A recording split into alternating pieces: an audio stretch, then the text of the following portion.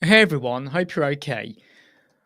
We had a little bit of a problem with regards to the YouTube streaming. It said I was live and then it said it wasn't, then it cut out, then it cancelled.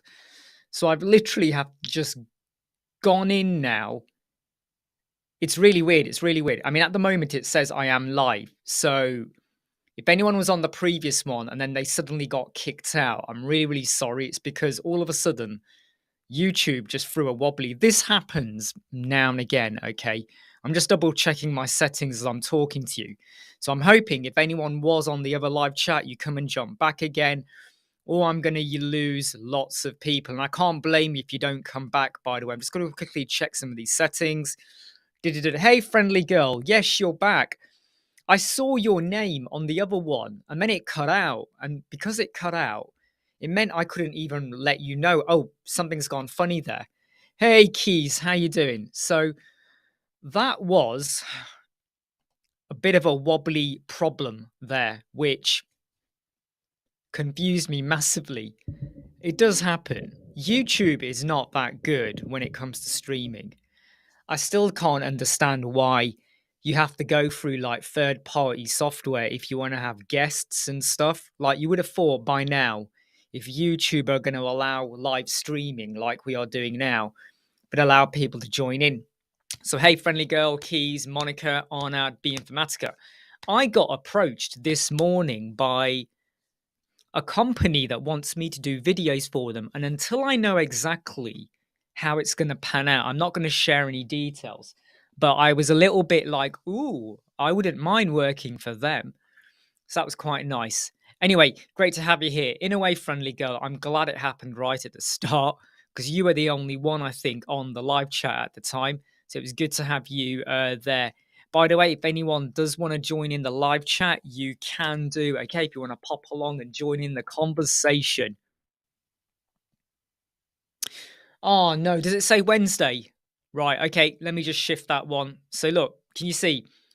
Because I was panicking to make sure the live stream was working, I haven't gone and changed the date. So let me now just quickly change the date. It should say Thursday, the 2nd of November. Save. Right. Hey, Jonathan, how you doing? Hey, Mark Harris. Hey, Maddie. There we go. Thursday, 2nd of November. We have now got the right date in. This morning has been interesting in that there's two potential clients who are so different in what they want is crazy. There's another client who might want some extra work. I've recorded 12 videos this morning in less than half an hour. They're quick 1-minute videos. They're going to be supplementary for the How to Start a Web Design Business course. Can I just let you know, whenever I look at myself on camera, when I don't have my lights on and those screens, it feels weird. It feels like I've had a power cut. Do you know what I mean?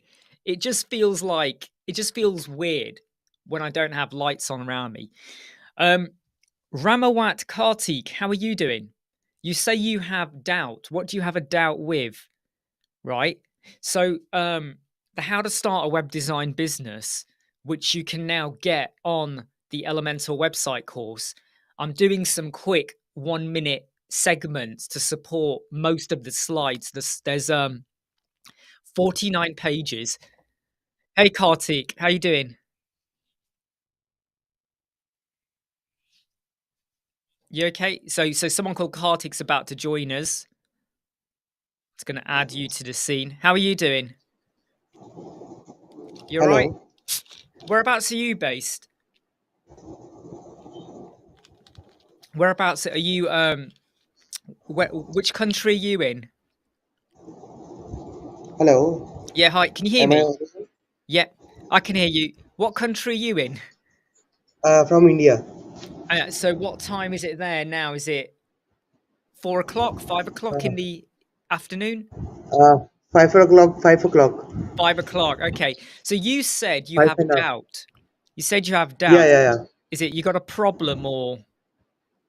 yeah, yeah. When I designed the website from the WordPress, then in the when we move the website to the mobile menu, like in mobile, when the see website in the mobile, there is a menu.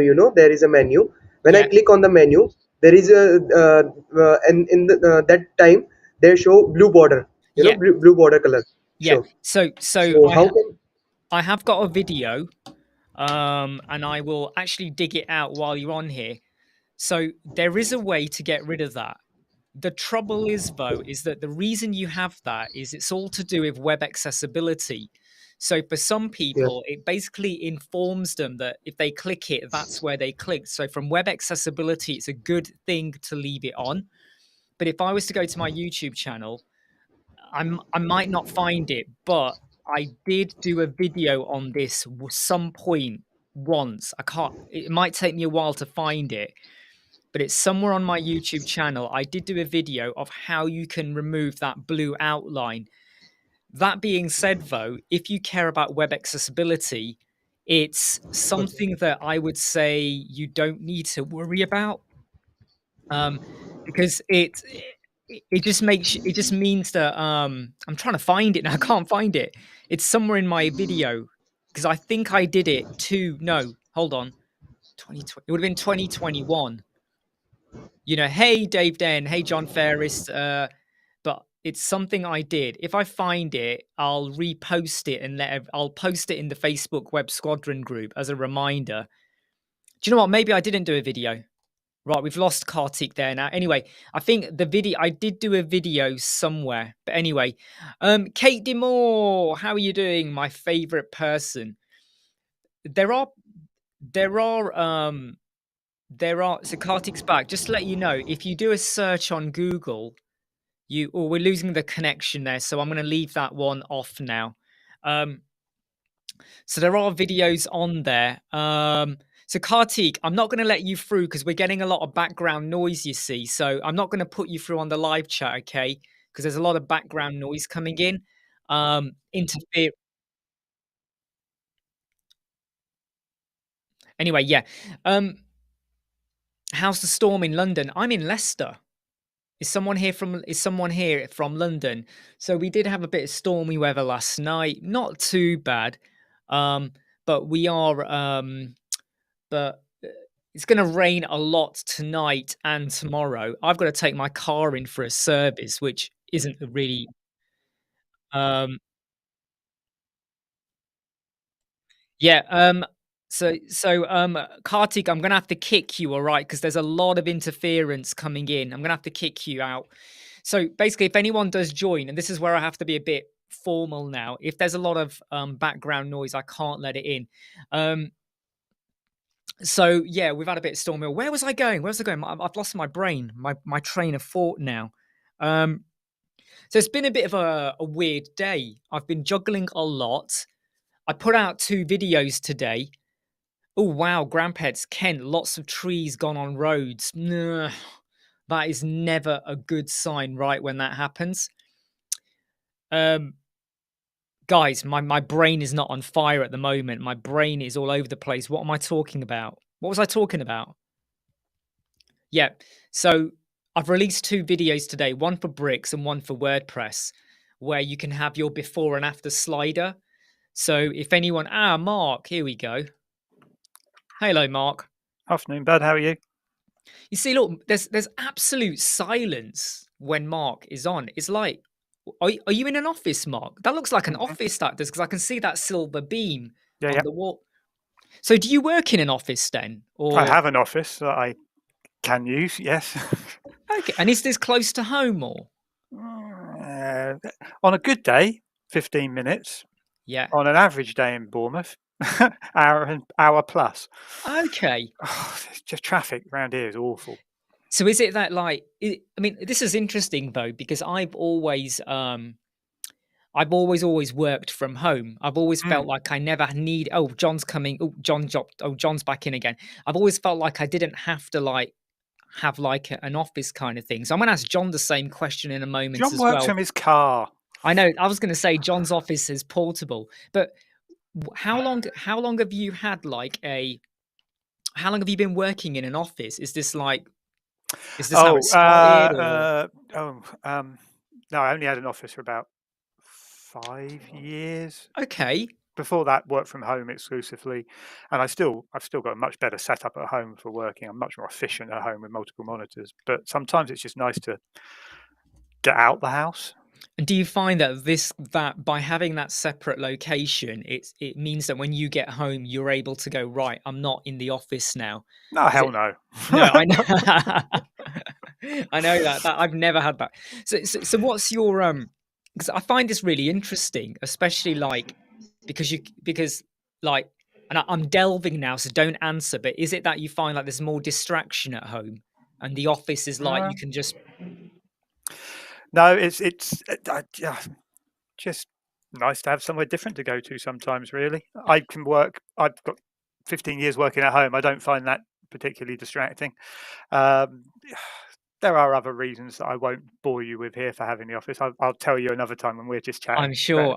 This is intriguing, people. I may even do a special video, the secret about Mark Harris. Oh, it's not that sordid, I can assure you. Would there be a tail in that, do you think, Mark? A Or tail. would we have to pause for more stories Oh, a about your cat. walks? There's a lot of cat puns going on there. Paws and tail and, you know, a lot of No, licking. Hey, right, just add Kartik in as well. Hi, Kartik. Ah, you're back again. Yeah. Now I am connected from with my MacBook. Okay, so what I was going to Yeah. say, Kartik, is I can't find the video. I don't recommend removing the blue outline because it is an accessibility thing. However, if you go to Google and just do a search for how do I remove the blue outline, I believe there was some sort of there is some script, a tiny bit of CSS. There was something you can add in, and it basically removes the blue outline. That being said, though, web accessibility is a big thing. So I'm not going to go on and on about this, but this is obviously a client's website, I'm guessing, Kartik. And where's the Yes. client based? Where does the No, no, client no. live? No. I'm making my websites Okay, all right. If for it's the your own, that's practice. fine. But if your website was ever going to be viewed in the UK or the US, leaving that blue outline, I would say leave it, because in the US, they take web accessibility very seriously. Now, me and Mark have already discussed this very briefly earlier. I Yes. don't go to the nth degree and go, you got to do. I just like to cover off the basics and make sure you can tab, make sure things are underlined if you need to, make sure you've got an alt text description for your image. Just do the basics. But I would say that blue outline, you are going to see that on nearly everyone's website. And for me, it's a case of like, if the toilet ain't full, don't flush it. Leave it alone, all right? Just leave it alone. Let it go. Let it go. Yeah, so don't worry about it. Now, John, I just want to quickly ask you. Actually, I've got a question just quickly on accessibility. Ooh. For those of you who do client work, how many times has a client asked you, will my website be accessible? Never. Never. And you're absolutely I right. get it. You're absolutely right. I mean, You do get it, John. Depends. Or do you, I mean, without you Oh, doing hang on. any prompting or any, or using it in your sales pitch or anything like that, how many off the bat will go, oh, I must ensure my website is accessible? I get it because I have a number of clients who have things like dyslexia and various other conditions. And I flagged this up some months ago where poor old Imran was on a chat with Paul. And I said, well, what about accessibility? And all of a sudden, I got a bunch of messages back saying, I wasn't going to ask that question, but I daren't. I thought, well, just do it because that's the key thing to it. I, Now I've got him smiling. I shall mute myself. I think that's a really good answer. In fact, I think that if the client is someone who's aware of it, they are more likely to ask. So in that scenario, they would ask. I have to be honest. No, in fact, no. There was one council who Oh, got in touch yeah. with me, and then nothing ever came of it because they said, "Oh yeah, we will pay." I mean, I'll tell you now what they said. Right? They said they would pay £50,000, and at that point, your ears go, "Ka-chung!" Yeah. over 5 years. And they want to make sure there's 24/7 support to answer all queries, all questions, all password resets, multiple people. And I went, that if you had said 50,000 per year, so I then can employ someone to also be there to be your support desk and all of that, we can be talking. But 50,000 over 5 years, no chance, right? Because and I think, and they were insulted as well. They were like, why? It's just a website, and it was like, you want 24/7 support to handle staff, businesses, tradesmen. It was meant to be a bit like Checker Trade, but for the council, for all their approved contractors. But literally, they were like 50,000 over 5 years. And I went, no chance, not happening. But yeah, like Kate Demore says, that's why I asked a question to Kartik: where is your client? Is it for you or a client? Because in the US, it's a big thing. But as long as you do just the basics, so as long as you've made sure your writing's not too small and you've made sure your color contrast doesn't fail, like you have scores AAA, AA, and all of that. As Yeah. long as Yeah. you're in the A's, you're okay. Uh, Sorry to interrupt you, Yeah, Imran. I make this website. You see yeah, my phone? I can. Yeah. Yep. Yeah. Do you want to Uh, share your password? yeah. When I click there on the menu, there is Yeah, show blue border. yeah. That's what you'll get. That's what you'll Yeah. get. It's one of those things which is a little bit unpredictable. I can go to a website I've built, do it, and I don't get the blue. And sometimes I go and the blue's there, but it is Yeah. literally like I said, go to Google, do a search Yeah. for how to remove the blue outline, how to remove the mobile website blue outline, because it only ever affects iPhones. For some Yeah. reason, I don't think it affects Androids, but if you go and do a search, you will get that there. Now, John, go on. John's going to say something. Go on, John. Either that, or you just showed us your teeth or your tongue. But I'm not going to. I was going to say there is a benefit to having Android on that basis. Then the catch-22 is the percentage of people using either Android or mobile in your client group, which you see in analytics. If you look at the analytics, you're going to see what percentage you're using, what system, and then you're going to be building accordingly. yeah. Now, I'm very quickly going to answer this question. Monica, if you go to my YouTube channel, just do a search for accessibility. I did 3 videos, and I even did one video. It's about 20 minutes long where I went through what you need to do. And when you watch it, you're actually going to say, I actually do 90% of that already. So it's not an issue. And one other thing I also would recommend, though, and this, okay, look, about 6 or 7 years ago, loads of websites started putting a web accessibility statement on. It's just a bunch of text. You can do that. A bit like where some websites have like the Slavery Act or something. So they say we don't engage in, anything like that. So if you can just do the basics and then just put a bit of text on to say you do that, it sometimes can go a long way, especially if you're working with a US client. Now, there's something I wanted to ask John, and we've kind of deviated. It's back onto, do you work from an office? Do you actually have an office? So if Well, someone wants to come see you. Oh, don't let that happen just because you've got an no, office. no, I don't. I don't have an office. I'm quite pleased not to have an office. Most of my meetings tend to be over Zoom. A lot of my work often is over Zoom, and I tend to use a lot of evening and weekends. And when I was during lockdown, and people asked me this, well, why do you still look getting out? I found being stuck indoors all the time, I found really mentally not healthy for me. So I actually like the mixture of my work-life balance and, being in different places, as well as just sitting down for maybe 5, 6 hours solid, getting through what needs to be done. So now you just stay in your car. And there's a In web fact, he web doesn't even design drive. He's just unicorn, sat in his driveway. a web designer Imran, who likes to go out. you have actually seen me doing a Zoom at 4 o'clock in the afternoon from home. Yeah, You remember that because you joked about it. I did. Mark, you were going to say something. Oh, Oh, one, John is oh, obviously a bit of a unicorn in the industry, actually liking going out and meeting people. I know. That's weird. Yeah. I mean, that's one thing in fact, I can tell you now, right? I don't mind doing live chats, but whenever someone says to me, "Hey, can we have a meeting?" I'm literally like, "How do I get out of this You die meeting?" a little inside. I'm a little like, "Oh God, do I have to now arrange this? Oh God, do I need to?" I was meant to be at a meeting yesterday. I was meant to go all the way up to London for lunch and then come back again. No. No. Right, Kartik, I've got a question for you actually, because I feel like it's always interesting when we have someone new on and you're based in India. How are you finding it with like, you don't have to answer these questions, but how long have you been web designing and how do you like to find clients? Or are you struggling? Are you still at like, have you been designing for a long time, work for a company, work on your own? Like, Actually, yeah, go on. actually, Imran, I'm just graduation.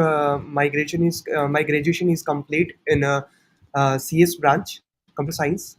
Uh, in 2020, I was completed my graduation from Okay, the computer science nice one. department. So you've done computer science. Is it your intention to become a web designer, or is this like a side hustle and you're actually got some top secret He's an company you're international working kabaddi for? player.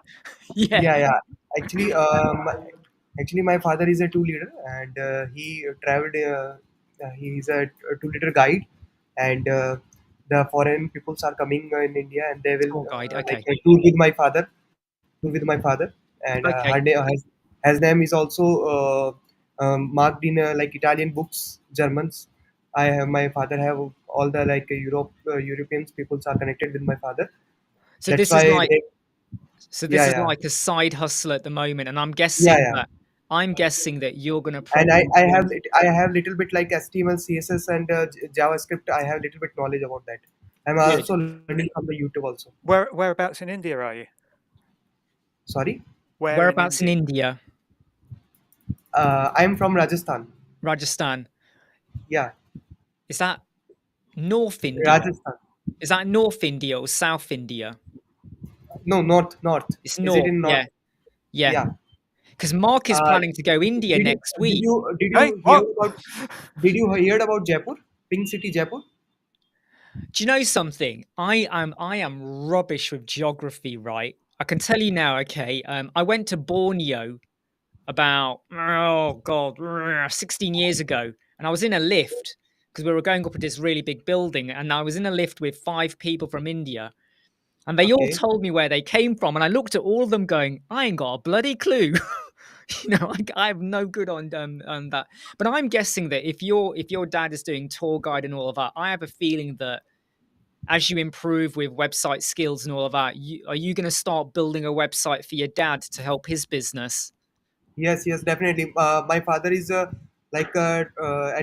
TripAdvisor. Did you know about the TripAdvisor website? Yeah. Hmm. There is a very good ratings and a very good profile at that TripAdvisor, and many bookings are coming from there.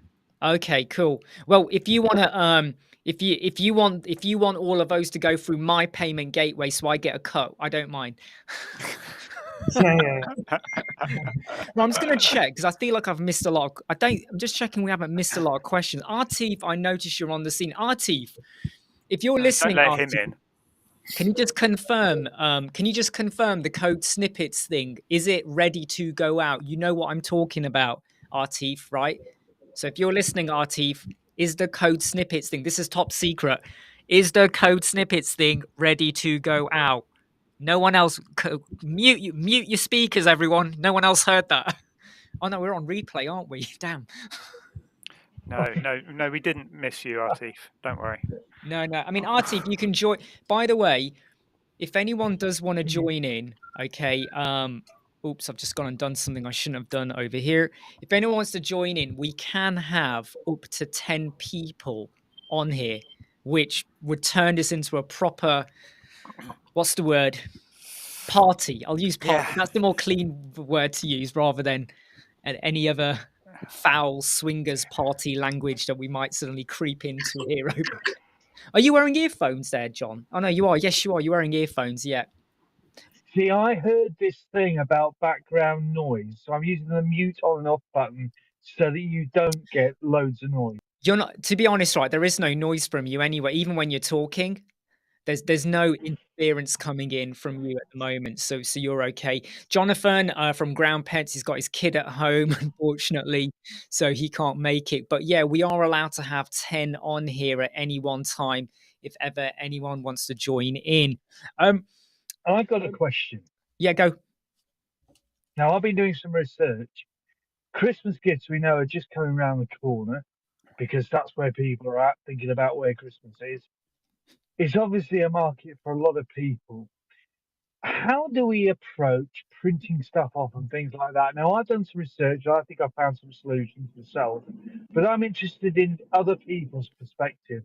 How are they doing if they got customers who actually want to process products prior to Christmas? When you say processed products, what do you mean? Because I think I heard you say printing. Did you say printing? Printing is an example of Okay. something that includes a third party delivery, etc. Do you know I'm what? Do you dealing with a know? few people Yeah. in that Okay. area. So this reminds me of a chocolate company that were based in South Africa, and they had a similar question around Christmas time because they were going through an Amazon fulfillment center, and I said to them, "That's between you and the fulfillment center, basically."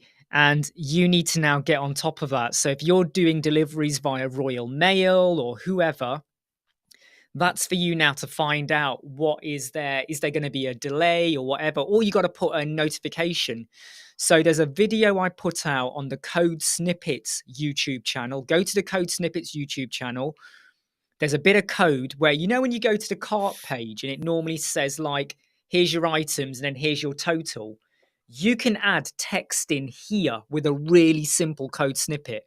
And you can then say, due to the Christmas period, deliveries may take longer. It may take up to 14 days or something. So you can drop something in so that before they pay on the cart page, they are aware of that. And on the checkout page, it will still be there. So I would say check with your Amazon fulfillment, your Royal Mails. As long as you give notice, I think that's the bit. Is that where you're trying to Yeah. get to? As long as you give them notice to I let was them just know. trying to get to that because I was approached with a deal which, yeah, I've taken a deal that's come along my way. But I suddenly thought for a lot of new people coming on here, looking at issues like this, where somebody's approached them, third party things, it's not an area we look at all the time. It's something that, particularly in this season, we need to be actually having some understanding on, I think. No, you are right there, and believe me, I don't think people want to know about half the things I'm looking at. But you are right. You are actually right about that, and I'm glad you said that because it reminded me of how that client then gave me the details for the Amazon fulfillment center to go contact the fulfillment manager, and I really had to push back and go, I don't know them. You know them. You've arranged it. You find out what the delay is, and we'll put a note. At the time, we put a banner at the top, in fact. So it basically said, due to the Christmas period, orders will now take 6 days to deliver. Normally it was next day delivery, but we just said 6 or 5 days or something. But they really, really, really were like, oh, Artif's going to message me about CS. Cheers, Artif. For me, it's between the client and whoever they've arranged it with, because this reminds me of something we've spoken about a lot, whereby the client sorted out their domain and their own hosting, maybe, and they went and got their email from somewhere. And then the email stops working and they go, can you sort it out? And I'm like, it's like the one I said last week. We built a website for a care home. And when the website was first built 7 whatever years ago, the original developer set them up with Gandhi.net. Gandhi.net I mean, I'm surprised they're still running in the way they set things up. And it's spelled GANDI, not DHI.net. And they sent the client an email saying, right, for years and years and years, the service for this email has been like, I don't know, something like $10 per year. it's now going to go up to $40 per month. They were like, Imran, sort it out. And I was like, what do you want me to sort out? You went into a contract with this email provider. You've been using them for 7-8 years. They've now said to you on the 1st of November, we're switching you over to a new package, which is 280 whatever dollars a year. I can't do anything about it because, you know, but yeah, it's just it's a funny scenario where the responsibility falls onto the web designer almost in a way, especially if the other company says to the client, you need to speak to your web designer, which I hate. I really hate that when people do that. And it's like when you have logo designers and graphic designers, they create a design, the client's paid for it, they give it to the client, and then when you then say, well, look, what they're asking for is really, really tricky and difficult because it's got some funky stuff going on, we can't really get that to work. They go I back to think it can be the issues with what reason why I'm raising it is because if you're approached by a customer and said, look, I've got this platform, I'm thinking of using Shopify, for example. I know you deal with WordPress, or as a plugin I'd like to add in and I know it interconnects. If you're doing a maintenance contract, you need to be very, very clear within your maintenance contract where your responsibilities lie. yeah, That's kind of the absolutely. direction I'm going with it. No, you're absolutely right. And a lot of that forms part of like when someone first contacts you, you contact them, you want to know. So one of my questions I always ask is like, do you own the domain, or did someone purchase it for you? If you've already got hosting, is that in your name or whatever? And then the same with the email. And 9 times out of 10, the clients have gone and let their previous developer do it for them, and that's okay. The danger kicks in when the developer purchased it in their name and then they've let them use it. And now you've got someone who's come to you, but they don't want their developer to know. And then I'm like, right, okay, you are now going to have a conversation where you go back to that developer and now you need that domain and that email credentials transferred into your name. And they're like, oh, can you contact them? And I'm like, because I had to do this. This is for the care home I've just I've had to mentioned. do this. When we built their website, we rebuilt it completely. 3 years ago, I then rang up their developer who was actually based in Sheffield, and boy, did he give me he was not happy. Right, we're gonna get rid of the Elementor license. I was like, that's fine. We're just gonna get them another one. It's okay. You're gonna lose the site. I went, luckily we had a login, and I was like, no, don't worry, I've already taken a backup. I kept thinking, what else is he gonna say now to be aggressive? And it was like, in the end, we redid it from scratch because it wasn't a good website. But it's a common problem, where the client has kind of it's a dangerous one. I'd love to hear what your thoughts are on this from both of you, but I feel like it's a dangerous one because when the domain is purchased and it's in the developer's name, and then that developer gets hit by a bus, what happens to that domain name? And I'd love to know, Legally, it becomes a part of their estate, because I've just had to speak to an executor of a will to get details for a domain to make some changes, because the lady was dying. She had cancer, and she asked me if I'd kindly carry on hosting the site for several years after her passing. wow, Fine, no problem. Of course I would. She was always a pleasure to work with, and it's not like her site has many visitors at all.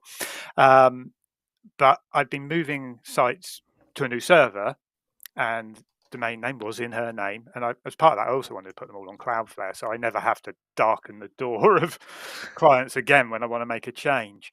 But login details, email password, oh, can you imagine? But the executor actually had a handle on it all and managed to sort it out. So that's what happens when you get hit by a bus. that is interesting. That is actually quite interesting. I think it's a cautionary tale to all of us to make sure that we leave some way of whoever's going to be looking after these things to get access, especially as developers, because we'll have things like Cloudflare accounts, all sorts across the board that people will need. This is why password manager might be the answer, because it's then one login which will have all your other logins. John, do you have any thoughts on like purchasing the domain on behalf of the client or something like that, and it's in your name, or or do you kind of also go, no, the client? Yeah, I've had a lot of that. The classic one I had. There is a domain I'll quite happily share with you, Imran, at some stage and tell you about it, but I won't tell you exactly live here. Customer actually messaged me from 20,000 feet as they were coming into land in America to actually ask if I would order the domain and pay for it on their card. And I did. Yeah, I'm actually going to say I have done that, and you've built up this huge amount of level of trust, and like, so when that's happened, most of the people that I work with that closely or have very good connection with, I'm quite comfortable that there is an integral relationship with passwords and codes. They know I'm not going to mess them about, vice versa. I know people who I can happily hand information over to who will make use of it, and it's a relationship that is consistent. You know how it is, you know, there are two sides to this coin as well, because every now and again, it's not a very common thing. It's like, I've got a client, we've built one site for them. Then his manager got in touch saying, "Oh, we're going to have 2 new sites for 2 new somethings we're opening. Fine. Could you put up holding pages?" Yeah, of course, no problem. And then let us know when you're ready for the full build. Send us over what you want to do, and we'll get some prices out to you. And then, like a year later, I just still hadn't heard from them. I'd talked to them, but not actually had anything through. And I went to look at the domain, and they had it built elsewhere. So I've still got the original site. So it's kind of, so for every web developer who gets funny about, oh, I don't want to lose a client, I'm going to make your life difficult, there are clients who do things the wrong way as well, rather than having a conversation. Right. Michael just says he's wondering if such tasks like, sorting out domain or email, that shouldn't be in the maintenance care package. And I actually do make that clear to my clients. So I've got one person at the moment whereby they pay, and all I do, I say, right, that payment is for me to make sure that your plugins don't fall over, your WordPress is okay, and things work tickety-boo. And I will run your updates for you. Don't you touch them. I'll make sure that if the backups are done, all of that.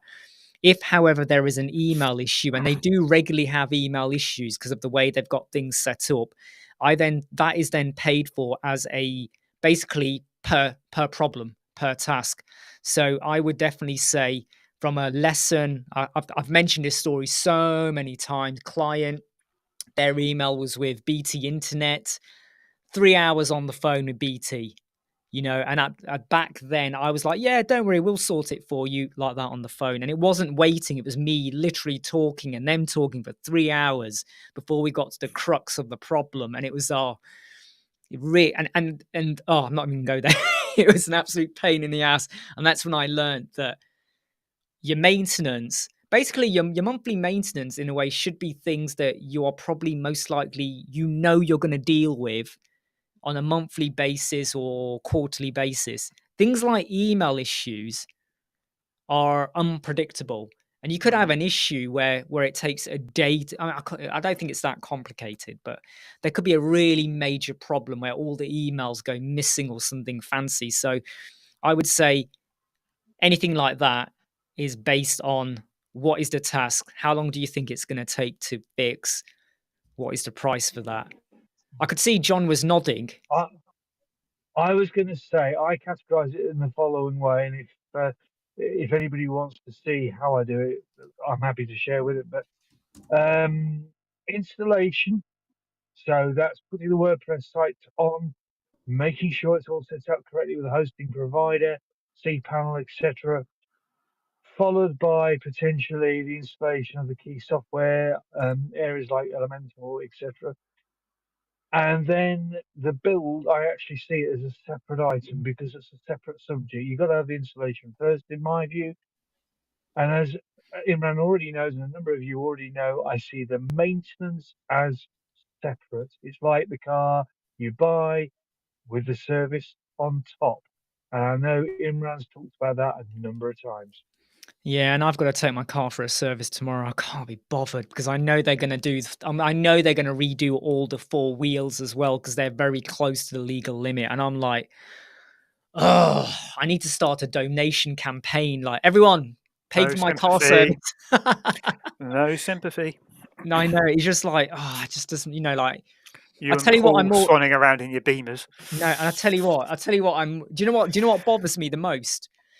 I'm going to drop my car off at 8:30. During that time, it's going to be pissing it down with rain. So I'm going to be walking back from the garage like that with my umbrella. And it's like, it takes out all the fun. Ruan Interesting. Fernando, I think this is the first time you've joined us, Ruan. If not, great to have you here. Can you please talk about Elementor custom widget development? Only thing I can tell you is in January, they said they were going to start looking into like global classes, a bit like what Bricks do, whereby you can assign a class to, elements or sections, containers, whatever. It's gone quiet. We've not heard any more about that. That is all I know about that. If you mean custom widgets, so basically you can take an element and then you modify the color and then you save it as a global widget. I don't like doing that. I think he's talking about having your own widgets appearing in the Elementor menu on the left that you drag onto the screen to fulfill a specific purpose, like the CTA widget or the reviews Yeah. widget, something of your own. So developed with Now, so use case I don't know, but that's what I'm expecting. Yeah, no, I think you're right. I mean, other than you could do a global widget, but it will just be using what Elementor already give you, and you've refined it with a bit of CSS.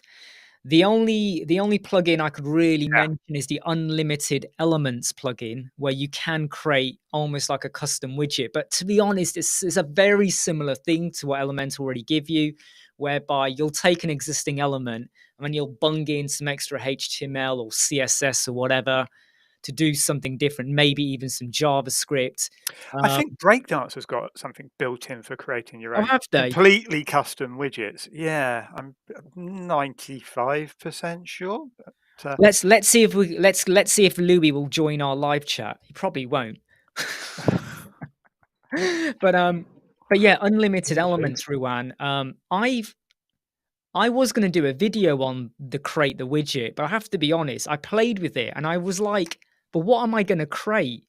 What would I even need to create? And I just said, forget it, because I guess if you've built a plugin to do X and then you want a way for the user to then add it to their Elementor page, maybe if I create a custom CSS framework and we could just have a widget that bungs it all in. That is going to happen. We were talking about that last night. At what time? Quite late. Oh god, it was really late. Yeah, it's 11 o'clock. Suddenly, have you seen this? Yeah, no. But I will let you know. Shout out to Dave Foy, because that is actually a really good video. Yeah. By the way, Friendly Girl just made a comment, and I've said this so many times. All right. I want to get more females on the channel and on the live chat because I want to show that it's not all male dominated, testosterone filled, and all of that. Friendly Girl, Kate, Mia, anyone. I'm trying to think. I think John in a dress. Yes, yeah. Just jump in. Oh no, just Mark, jump in. Thank you. No, okay. Well, do you know that I was going to say something when John was talking, and I held back, but I'm going to say it now. When John was talking about his close relationship with clients and how they're all integral, I started thinking, sounds like a swingers party again, doesn't it? You know what? He's always in his car because we know where he's going and what. I know he's driving off, checking out your clients again. All those car parks in Leicestershire. Oh dear. Yes. Yeah, I mean, Ruan, back to your point quickly. I mean, was there something very particular you wanted to do? Yeah, that's a good point. So, Ruan, this is for you. What was there something particular? And again, like what Marcus said, that's a really good point. if you've created a plugin or something and you now wanted to have that widget available there, I can see the need for it. I like to just use what's available, refine it with a bit of CSS if I have to, but I try to just play with what I get, because I often find that, you know what, a bulk of websites, you don't really need more all the time. And it reminds me of, like, look, you must know what I'm talking about. Go to think about 1999, I think it was, or 2000, when Excel introduced the 3D cubes and 3D triangles. And then every graph I ever saw in the office, because I worked in the council then, everyone would do a 3D chart and a 3D sphere and a 3D square. And I was like, why? Because you couldn't even, line charts as 3D, you can't even tell where they're meant to be on the axes. They look I awful. remember those. They were shocking, weren't they? They were. And everybody went for a black background, didn't they? So white text, black background, and then a really bright neon color. And it was like, just because it's there doesn't mean you need it, which is why by the way, Kate, you don't have to use Google. You can jump on using your mobile phone. You can jump on using Bing, or not Bing, Edge, sorry. You can jump on using whatever you want, Android phone as well. So no, does not matter at all. Can we have a look I'll at tell you what, Michael's question? Kate, come on, ladies. Yeah, Come on, ladies. It took us long enough to get Mark Harris on here. It took long enough to get Mark Harris. Yeah, but now you can't get rid of me. Absolutely. Absolutely. So I reckon, ladies, I think you should really show us how much we don't think we know. It's probably just I'm going to get us off, putting them off. and Oh, go on, you Serena. I don't want to go on with Mark tell or them John. what it's all about. Bye. All right. See you, John. So I like this question. I'm thinking to tell future clients that are extra cost if they use their own hosting. What is the best way to tell the client this? So this kind of cropped up with me recently, and it was a client agreed his quote, built the site, and he's suddenly like, "Oh, can we host it on my server?" I was like, "It's just for a care home, actually." So yeah, okay, and we built it in a way that they'd be able to add staff members, upload pictures to a gap, all sorts of, custom post types and bits and pieces. I was like, if our hosting would include a little bit of help and support, I don't mess around with maintenance contacts particularly. But I just said to him, well, if you host it elsewhere, that's absolutely fine. But if your manager gets in touch with me an issue, I'm going to charge at the hourly rate. Simple. Good point. There you go. And that's, I was going to answer it slightly differently, but yeah, that's kind of the gist of it, really. It's almost like saying, okay, it can go there, but the moment there's a problem with your backups, with something, with your PHP, with whatever, you're not just going to be paying for me to, well, basically what I say to people is I'll look at it, but there is no guarantee I can fix it. And I say this all the time. So one of our clients from Ireland, I loved working on their website, and they actually won an award with the Mums and Babies award. I saw that. Yeah, I was really proud of that. And I love that they love. What I loved working with them is they, him and his wife, they started this up a while ago, and they needed it to be all made over, and not just the front end, but the back end. And we did it with the My Listing directory to add extra stuff in. They had a lot of ideas, and what I loved was I was like, we can do that, but have you thought about that? And I explained the pros and cons, and they always went with what I did. I'm so glad they were open to ideas because they were very passionate. Anyway, they want to do something with integrating WooCommerce into MailChimp for their newsletters, and they've got to make sure that different products go to different newsletter groups and all of that. And I've given them instructions. And they've said to me, if we struggle, can you do it? And I've said to them, I don't normally do WooCommerce integration into MailChimp, especially with two different product paths. I can look into it and follow the steps I've told you that I really think you should follow to get it done. Here's the cost, but but there is no guarantee I can do it. And that's often what you have to say to clients like this. If they stick it on their server and they go, can I contact you if there's a problem? And you go, yeah, sure, yeah. You kind of have to give them that like warning that you're paying for me to look into it.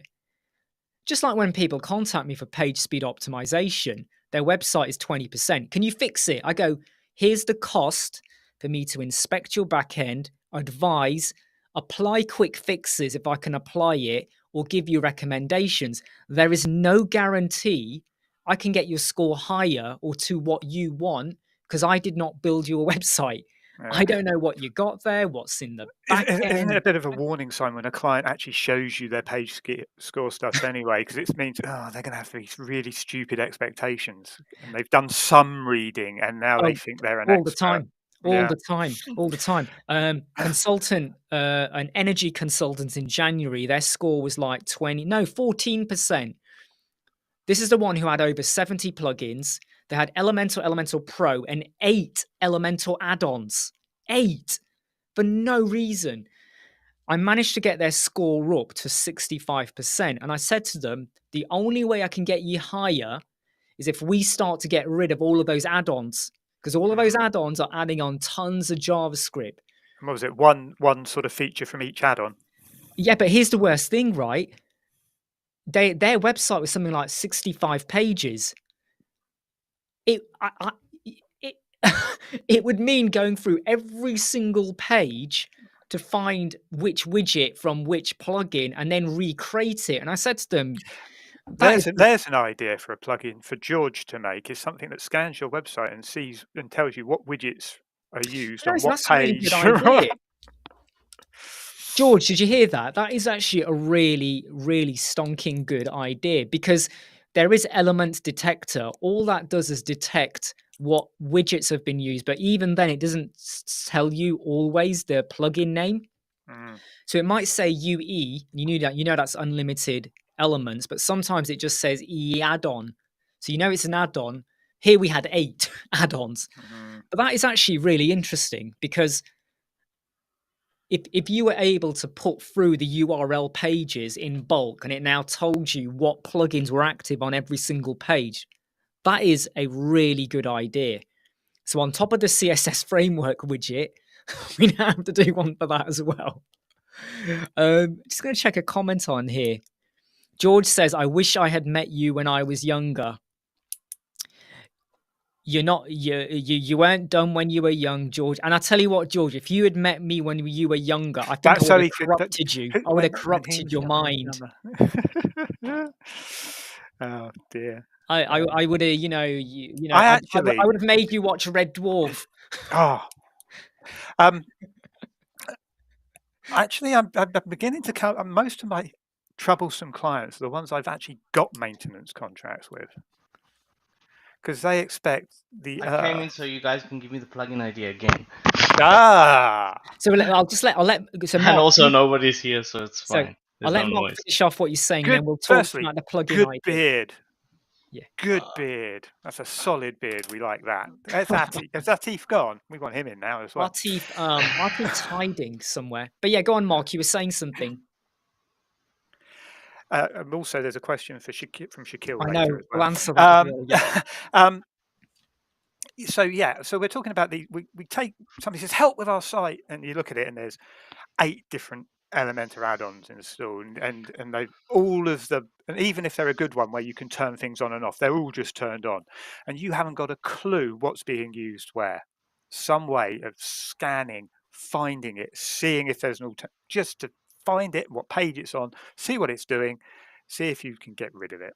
It's almost like what you want to be able to do is you want to be able to pop the URL in, and it almost like scans the page, gives you like an image, and it basically says, yeah, with arrows. This one's this. Yeah. One's, yeah. Or even if it doesn't have arrows, if it gives you a list of like the plugins and you click it, and then it highlights all of those areas where that plugin's been used, because you can almost say that you don't want to detect Elementor because you kind of know that's going to be all over the place, but it's like the third party stuff. And I really feel like this consultant's website, I mean, it's a company, sorry, not consultant, energy consultant.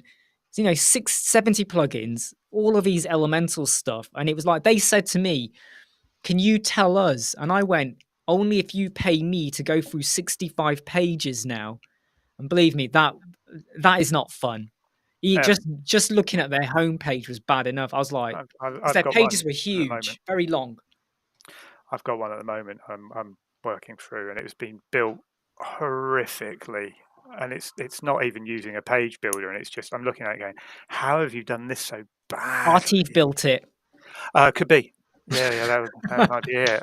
Is he? He's not based in North Devon, is he? No, he's in London. Now, no. Shaquille's question. Just for clarity, are we talking Google Ads or something different? I think here? so. I've got a feeling it must be like Google Ads. I nearly did for a client, and then in the end, I let them do it themselves because I felt like it's not an area I'm ever going to say I am a mass expert in, because I feel like it's bad enough just getting the SEO on a website right and all of that. And I just said to them, we'll sort all of that out. Here's your meta title. Here's your meta description. You now decide on your target audience, your target market. You know, what do you want to go for, kind of thing. Because you're going to know more about what are you aiming to do in the next 3-6 months, or whatever. Where do you want to go? So my answer is no. Nearly did, but then I didn't do that. Mark, George, have you ever like done the Google advert? 3.32 million pounds worth of managed adverts. What you've done? Wow! I just looked, and I hate every second of it. Why do you hate it? I mean, I know where you're going, but why do you hate it? Let's get to the bottom of this psychology therapy session. So 20 odd years ago, when I started doing it, couple of pence a click, brilliant. Everything worked wonderfully. Yeah. It was great. But Google, anything Google related UI wise is hideous these days to start with. They move the goalposts behind the scenes without telling you. They bring in all these different techniques that they don't expect. Have you ever? Well, I shared that thing about the £40 support call in the group, didn't I? I think you did. Yes. Yeah. Again, unrealistic client expectations are the biggest problem. Yeah, I can get you at the top of the page. What? You only want to spend £5 a day? Yeah, and also something I say quite a lot is, and I remind clients of this, is that if you're in a very competitive market and you do a Google ad, how do you know the other 9 people above you are not also doing Google ads or doing something to promote or doing even more social media marketing and whatever? Or they've employed people behind the scenes who sit there searching, you know, on different IP addresses to pull them up the ladder. I go, you don't know, right?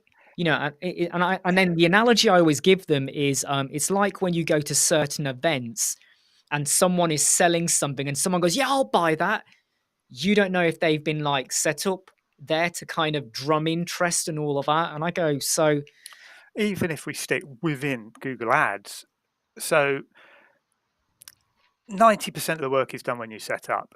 Yeah, you monitor things, you look at your negative keywords, you tweak your ad text, but even that's changed so much now because they've got the responsive ads where you just give it loads and loads of headlines and descriptions and it chooses the best ones for your advert. Yeah. But it's tweaking for tweaking's sake, and it's a lot of these companies out there want 10% of your ad spend as their budget for looking after it for you. Yeah, which is great money. Yeah, exactly. But then clients seem to think, well, why am I not always top? Well, firstly, you're probably not spending enough. Secondly, you've got your quality score. Is your landing page matching your adverts? Are your keywords in your adverts right? But also, you're not the only person there. Exactly. All those other people advertising are tweaking their bits and pieces to try and get above you. But what they really don't get is how a year can go by, they're spending more money to achieve the same results. And they don't understand that behind it is Google trying to make a fortune and succeeding. Prices go up without any intervention from anybody because Google can just do that. And why wouldn't they? Exactly. I mean, it is very much like you just said. You're in competition with other people. They might be doing things as well, and it is very, very unpredictable. And often, when I've had an unhappy client, and I say to them, "So, what social media marketing are you doing?" and they go, Why do I need to do that? That's why I had the website built. So they find me and they completely lose the plot. And then I have to re-educate them because we have a conversation during the website build or the handover.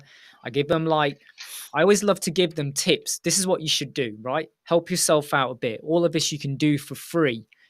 You can get your friends and family to help you out if you want. These are the stuff you can do, and you can get up, you can climb. And they go, "Oh, I didn't do any of that. Didn't do any of that. I just, I just give people my link to my website." I'm actually going to sort of quote something very wise said by Kevin Geary. And it's basically... Sorry, I'm going to mute you. No, actually, he was kind of right here. And it's a case of you can build a great site, a fantastic site that does everything right. It doesn't matter what builder you do it in. It's irrelevant. It can look great. It can perform great. The call to action can be really compelling. It can be fast as a fast thing. But if they've got no marketing budget, well, it's all yeah, I mean, very field of dreams, isn't it? Build it and they will come. Exactly. Now, Ruan has just said something, really good point, actually. So I'm going to say, Mark, do you want to have 30 seconds to just tell us about you? And then George can do the same as well. I mean, it's almost like, I'm not sure what you'll say, but Mark, do you want to give like a 30 I assume we're second? sticking to work related. We are going on about, I don't want to know about any criminal records or anything like that at all. Okay. So I graduated University of London in 1997 with a degree in geology. For my 21st birthday, somebody got me classic HTML for Dummies. Wow. Which I read a bit, played around a bit, but then got into a just normal working career, nothing to do with geology, nothing to do with web design either. Then I built a few bits and pieces myself for fun and giggles. My parents owned a newsagent. I had a demon.co.uk dial-up internet. Oh, And it came with some free web space, and I built a site called cornershop.demon.co.uk. So friends going to LAN parties could pre-order sweets that I would take along with me. I got into a lot of the drug dealing site. Absolutely, yeah, for Mojos and fizzy cola Absolutely, bottles. yeah, fizzy pop. That site got quite busy because at the same time the band Cornershop produced Brimful of Asher. Yes, Yeah. I was literally going to say cornershop.co.uk. I wonder. Well, it was cornershop.demon, but back in the day with Brimful of Asher. work a bit more, worked a bit in sales, taught maths in a prison, and then put up signs in local shops sort of saying I can do no fix, no fee PC repairs and build websites. Back in the day when I thought using front page was building websites. Oh, yes. But still built some successful websites. And so kind of been building sites 20-ish years on and off. That is a really interesting origin story, really, like helping out your parents and then it expanding. That is, and I tell you what. Oh, there was also that time where I was kidnapped and they covered all my bones in adamantium as well, but maybe that's another story. No. I mean, come on, right? Wolverine has a lot more hair for starters, right? I know he's got the bushy beard, but he's got the beard, isn't it? Yes. And my striking resemblance to Hugh Jackman. No, but I tell you what, that brings back so many memories when you said .demon. My God, yeah, that was one of the most common our age in the UK. Who was your best friend on Friends and Family? BT Friends and Family. Oh, I don't. Do you remember the BT Friends and Family deal where you could nominate numbers and your top friend would get a 20% discount for calls? I don't actually remember that. No. Then you're missing out on saving 20% on your dial-up costs. Phone line. No, phone lines. Yes, phone lines. To be honest, though, I don't like to call my family, so I never would not. Last thing I want to do is your ISP. I don't want to incentivize them at all. George, I mean, go on, George. I'll do the origin story, although mine's not as interesting as Mark's, to be honest. No, I'm sure it is. Oh, it is, George. Come on. I'm a web I'm a software developer by trade. Web development came afterwards, just for fun. As I was in uni doing computer science, I did a couple of websites for people because I needed something fun to do because I hated most of the lessons I was taking. Not that I hate programming. Don't take that the wrong way. I hate math, to be honest. But so I did a couple of websites when I was in uni, and then I just took a job in coding medical devices. I worked there for 2 years because it was a startup. They went as soon as I decided to leave because I got a government teaching job. They sort of closed the company, which was weird. But yeah, um, I went into teaching for a couple of years, and then they said kids need ancient Greek more than they need computers, so we don't need as many of you guys anymore as we did before. So the first people that got in, or more like the last people that got in, are out. So I switched back to freelancing, and that's where I am now.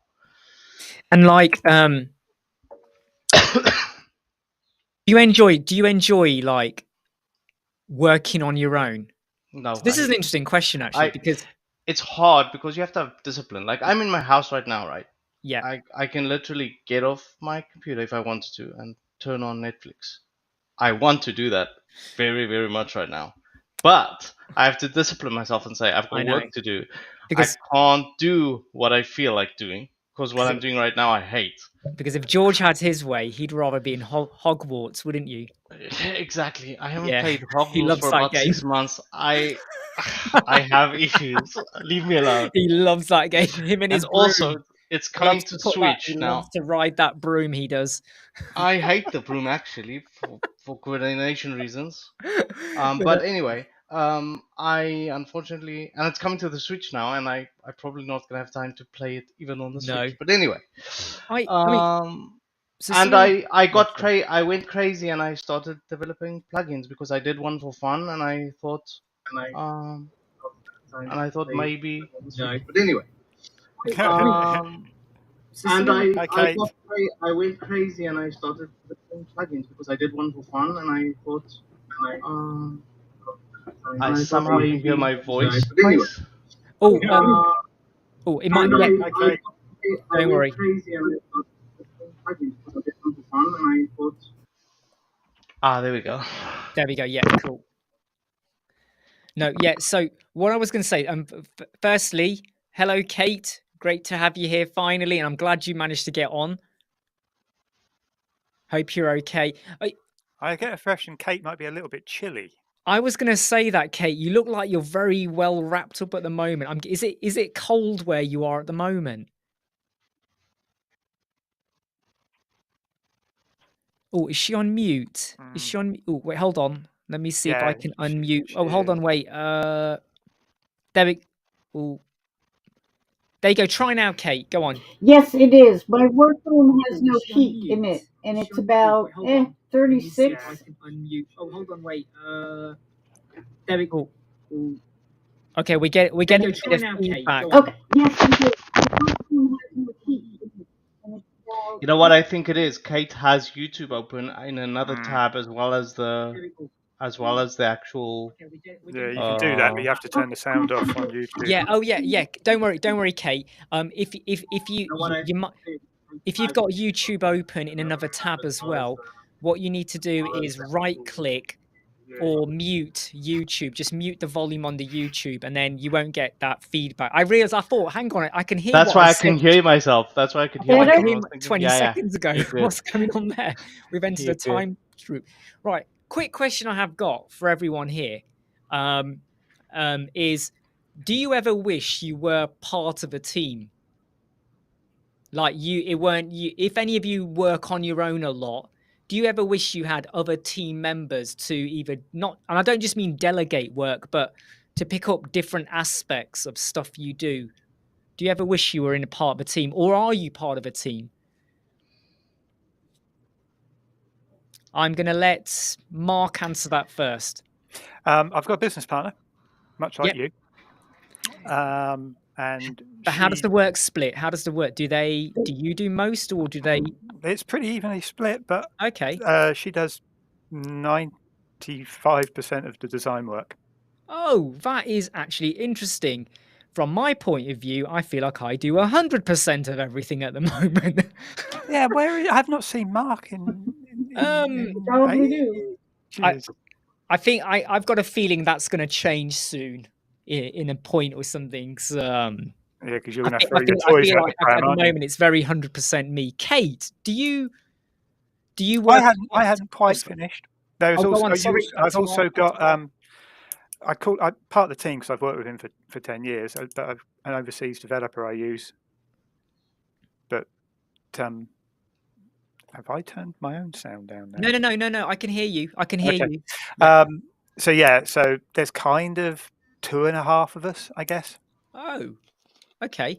I mean, that's yeah. I think the fact that you've got someone who is managing the design aspect, and whereas you get to do the build aspect, I think it means that you can divvy up the work quite well then, and you know that when you're getting the design off them, um, she knows what you're capable of doing in a way as well, I think. So it means that it's not like when you get a design from someone where they know nothing about WordPress or Elementor or whatever, and you go, well, how the heck do I translate that? And it means you get to talk as well. Well, it's different. Well, it's not. We're not talking Figma designs here. She'll actually design in Elementor, get 95% of it done, and then it goes, why doesn't that work? And that's when No. I would get involved in that stage. Other than that, I'm off doing other bits and pieces. To be honest, I'm quite happy with scribble designs because then it means that the layout's there, and then I can now go right now. I might have had, I'll then visualize it. So, Kate, do you work as part of a team, or do you ever wish you were part of a team? Well, I have worked as part of a team over the years because I've been doing this for so long. But now, a couple of years ago, actually, my oldest daughter graduated she took a master's degree in business management, and she took over that whole part of the business, which left me free to either choose design or development. And I chose design, and I work with a developer who is quite talented. And I tend to get a lot of I call them kind of weird. I get the ones where the people want things to move up, down, all around, and zoom off into outer space and come back and turn into a chipmunk, that kind of stuff. So in order to design that, I have to know what the parameters are that my developer, you know, has. So I'm kind of in that enviable position at this point in my life of being able to refuse, which is nice. Yeah. Being kind of on the verge of retiring. I mean, I started retiring 5 years ago and I'm still working. So who knows? So yeah, I mean, now I probably teach as much as I design, but the business, the day to day stuff is completely taken over by my oldest daughter, and one of my younger kids runs runs a developer because he's in Pennsylvania and I'm in North Carolina. Do you know So some? it Yeah, works. It works that's good. really well. Pennsylvania is actually one of my favorite places, even though I've never been there, just because the US office is based in Scranton in Pennsylvania. And that's the only reason I like Pennsylvania. Whenever someone says Pennsylvania, I go, oh, I love you, even though I've never been there. Do you know, I'm Yeah, going to say something. Scranton is actually very pretty. Yeah. Isn't It it? is. Scranton's nice. Well, I helped out a wedding company that are based in Pennsylvania, and I remember they shared a lot of photos to show me, and I was like, "There's a lot of it." It was quite open. Now, something you said, I feel like I'm never ever going to retire. I feel like with web design and all of this stuff, you almost feel like what is there to stop you going on and on and on? It almost because it's not hard labor, is it? It's not like we're lifting things and Well, whatever. you could become out of touch You with know, what's cool. that's what I Yeah, find. There's always something else that comes along that grabs my attention, and I think, oh, I have to follow that up. I Yes. can't pass that by. And then next thing you know, I'm on to another adventure, and it just keeps going. I tell you the one thing that really annoys me now is social media. How like every year or couple of years there's something new, and you feel like, oh, you like Instagram. I'm still not. I don't use Instagram a lot. I still feel like I'm fine with Twitter, Facebook's, LinkedIn, and all of that, but I feel like there's always something new that comes on, and it's like, oh, I've got to look at this, or I've got to look at that now, and it always feels like there's too much sometimes. Now, George, you work Yeah. on your own, obviously, but do you ever wish you were part of a team? You think I work on my own? So Oh, really? I do work on my own for one, but the thing is, I have clients that use me as their support person slash Right. web developer person. So basically, I am sort of part of the team because I'm forced to work the hours that they want me to work for Got their it. quote unquote company. Yeah. Or for example, somebody I work for these marketing agencies that do Google ads and stuff. You guys touched on that before, which I hate, by the way. I don't do that. I don't provide it to my clients because I hate it, because in Cyprus, where I live, people just say, why am I not first on Google? And Yeah. Exactly. that just annoys me, and I just can't handle to explain that there are like a million factors that you have to look into, and it's not just about, oh, but I gave you 500 euros. Why am I not first on Google? Because somebody else gave 1,500, and that's why Yeah. you're not. So, Yeah. They just whatever. don't Like get it. I Yeah, can't. yeah. They don't Uh, get. but I work as their developer because they don't know how to develop websites, so they ask me to do it. And it's really funny. Cyprus is very small, so I was the developer for one company. The client left because of the way the person was managing the company. I'm not going to say anything about that. It's got nothing to do with my web dev skills or anything like that. So the person went to another company for which I was also the web developer. Oh. They don't know me because all the companies say is our team is on it. So Yeah. our team is actually George. And the second company was saying to me, we're waiting for logins from the lady that owns the other company. I'm like, no, you don't. You're not. I have the logins. And they're like, wait, what? I'm like, well, I'm the dev for the other company as well. And I was joking with them the day before, and I told them that if you turn any stone around in Cyprus, I'm probably somewhere under there. And they wouldn't believe me. So it happened to them the next day. It was really funny. Now, Ground Pets has asked a question. I'm gonna jump onto this in a moment. I'm just gonna ask Jonathan, Ground Pets, can you just clarify that? Because you say Mid-Journey for coding. I'm not sure. Do you mean Chat GPT though?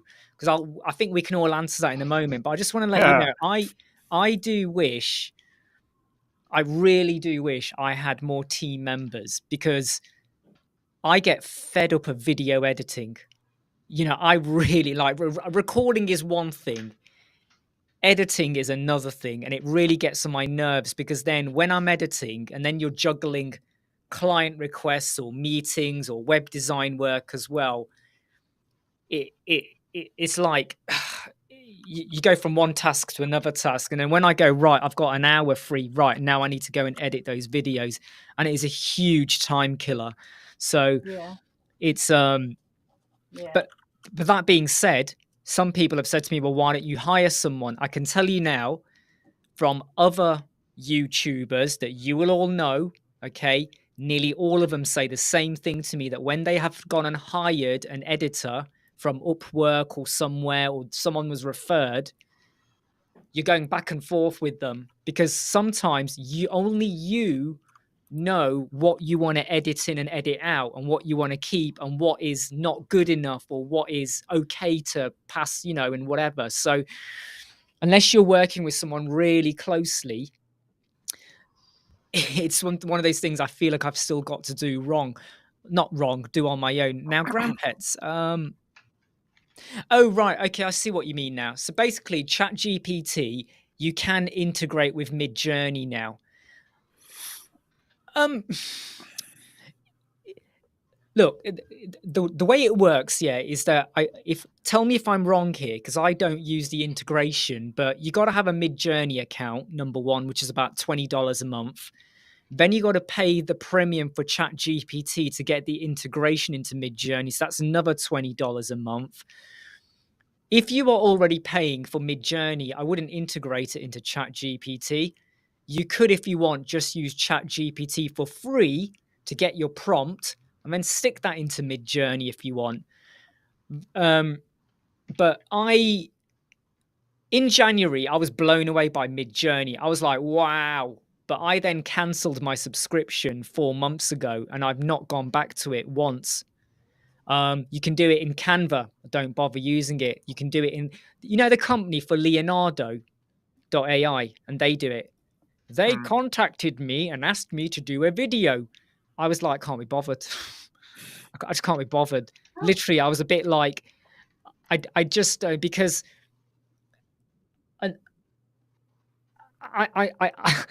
I don't see a massive need for it for website work. I feel like if I'm going to get stock photography, I'll go elsewhere.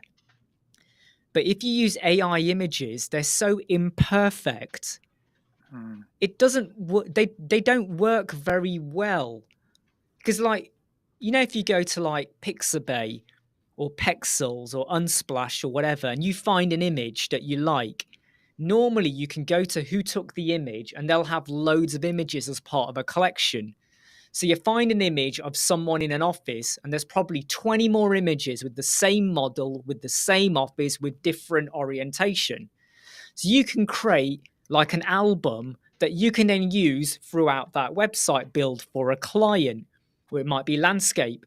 When you go and do Midjourney, the variations are so vast that has anyone ever tried it? Has anyone sat there? You can lose hours and hours of your life, and then you kind of go, no, it doesn't look right. The color's not right. This ain't right. Kate, I can see you nodding there, Kate. Have you been in that scenario? Yeah, I have, and I think lost is the right word, because what happens is you lose your focus Yeah. of what you originally had in mind. Yeah. And you get distracted by other things because they of course have potential, but maybe not for what you're working on at the moment. And I find that it's very important, before you use those resources, to have a very firm idea, 1, 2 ideas in your head, and you have to stick to that if you're going to use those. Because otherwise, I have encountered that as well. I look up and I go, oh my God, I've been at this for 3 hours. What am I thinking? Exactly. So, and in my age, I have to worry about forgetting what I'm looking for in the first place. Oh, bless you. That's the problem. And what I will say is, because Ground But Pets yes. just says something about, or Jonathan says, so asking it to make me a website. So again, in January, Paul did this, I did this, Ferdy did this. We all kind of did it, and we did our own videos where we said, hey, you can go to Midjourney and say, give me an example website for an e-commerce store. And it gave you some ideas. Because it was so new, all of us were like, wow, look at this. But deep down, when you look at it, you would never use that style for a client's website. It doesn't even make sense. It's glamorous, but you wouldn't use it. It wouldn't work, when you then start to put in the images and the wording you're going to do.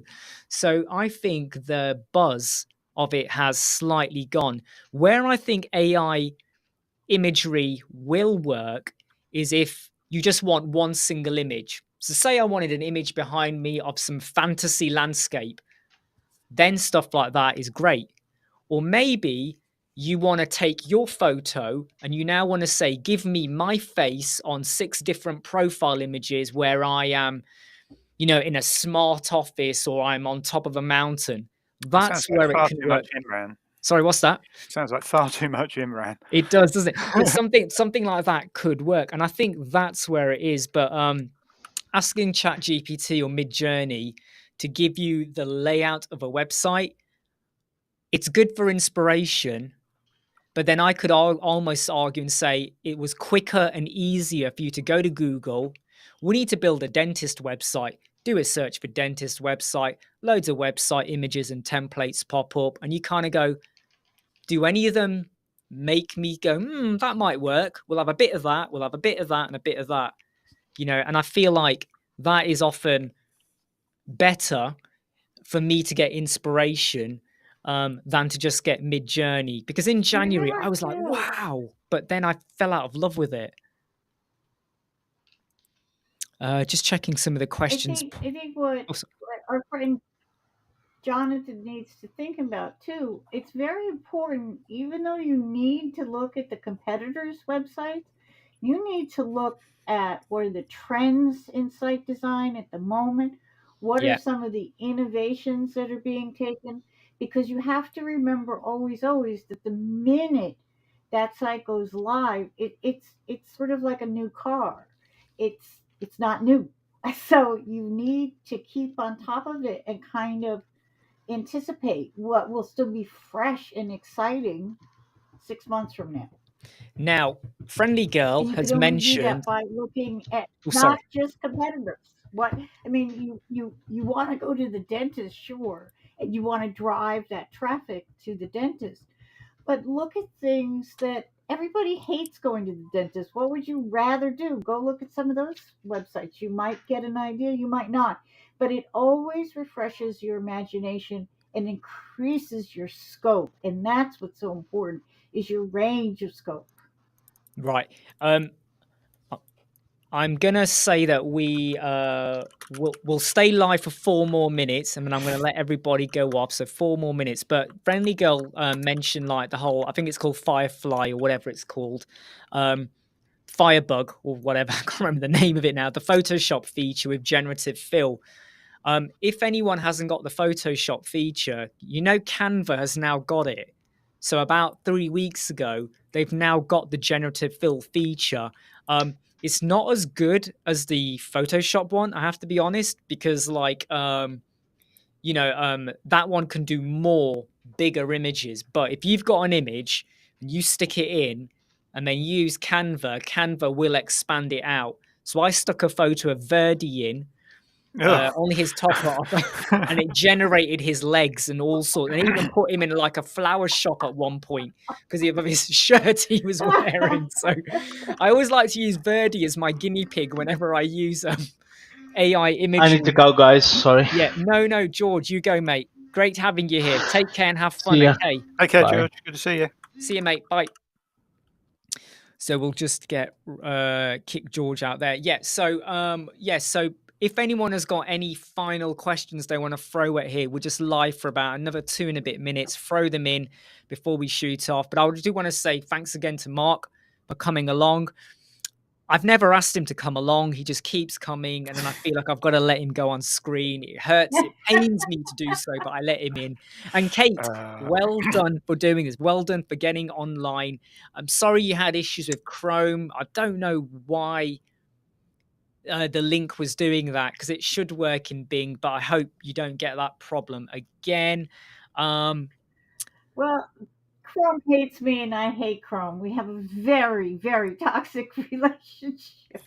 I mean, yeah, I'm one of those people that still uses Edge a lot. Yeah, we've noticed and we judge you. Yes, I know. Everyone says, Imran, why are you on Edge? And I go, I don't know, it's force of habit. Shaquille, from memory, and I should know this, I can't remember if it is the pro version for Canva, but if you've got a Canva account, just go to Canva, stick an image in, go to the edit where you would normally do background remover, and you'll now see grab text, magic fill, magic remove. I'll tell you what, the 3 new features that they've done on Canva, because you can literally take, let's say we've got a picture of Kate in front of her house. You can literally say grab Kate, and you can pick Kate up and move her, and it fills in the house behind Kate. It's so clever in what it does. You've really got to try it out. And if I took anyone, if I take Mark right now and I put his photo in as he is right now, and we said generative fill, I'm scared to imagine what it's going to fill the imagery in with, but I might have to try that out one day. But it will basically fill it out, and it does the room, and it's so brilliant. And especially because you have to basically have a Photoshop license if you want to use the Photoshop generative fill, which I really hate the pricing for how that is with, unless you're going to use it on a regular basis. I feel like it just doesn't I'm using it justify right now. What's that? I'm using it right now. Are you? Yeah. I mean, if you use it a lot, or like I would say if you use it at least 2 to 3 times a week, I think the price justifies itself. If it's like the license does cover you on multiple machines. Cough. Yes, it does. Yes, you are right there. So if It's only anyone wants a two logged in at once, a license, Mark is now offering it. No, he's not. It's only for 2. But it's like but Canva, you get so much out of Canva for what is it, $10, $11. Go on, Kate, were you going to say something? Oh no, I don't think you. No, Okay. I mean I use Adobe all the time, but of course Adobe owns Canva. So Yeah. the features can be very similar. Sometimes they use it as a testing ground. Yeah. It's kind of, but I'm with Mark. It's the industry standard, and It is. I don't know about over there, but here, oh no, if you're working designer to designer, developer to developer, you really need at this point. I was. So, oh God. and they go for all kinds of plans to accommodate your whatever kind of organization you're working. This is where us Brits are just really really tight-fisted. I first started using Photoshop in 2006, and I was on it every day. Wow. Like at the end of every day when I got back from work, I was on it. I loved it. I was digital drawings, painting stuff, designing things, but it was around about the time when we had the first lockdown in 2020. That's when I suddenly noticed I was dipping to the point where maybe once every 2 months, my need for it just dried up. The Affinity Suite's good. That's my go-to for illustration type stuff when I'm messing around with SVG logos, rather than I can't be bothered to pay for Illustrator. A lot of people love that. Right, I am now going to end off because we've been live for 1 hour 32. I'm going to let Kate go and warm herself up because I really feel like you look cold there, Kate. You look very cold, okay? And Mark, I'm going to let Mark go off. And just because I'm sitting down, I need to go get a hot cuppa. Nice one. But I want to say thanks. Bye, everybody. So well done, Kate, for Lovely joining to meet you, along. Kate. Great. All right, I'm going to say goodbye. I'll be back on Tuesday. You too, Mark. I really enjoy what you have to say all the time. I think it's great, and you're natural on the camera. You are very good, Mark. Okay, you should start your own channel. Oh no, right. I'm much happier crashing yours, friend. Right, okay, everyone. I'm going to say take care. See you soon. Bye. Bye, everybody. Take care. Bye.